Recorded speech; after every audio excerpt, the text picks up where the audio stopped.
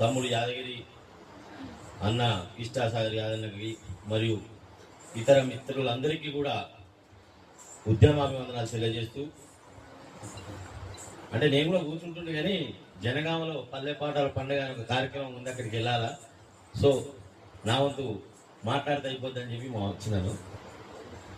గత 4 సంవత్సరాలుగా వీళ్ళు ఈ కార్యక్రమాన్ని చేపట్టినప్పటికీ కూడా, అంటే 3 సంవత్సరాల నుండి నేను ఏ కార్యక్రమానికి కూడా సహాయ సహకారాలు అందించినా హాజరు కాలేకపోయినా వాస్తవానికి. సారి క్షమించాలి, ఈసారి మాత్రం ఖచ్చితంగా హాజరు కావాల్సిందేనని చెప్పేసి ఏది ఏమైనా ఇక్కడికి రావడం జరిగింది.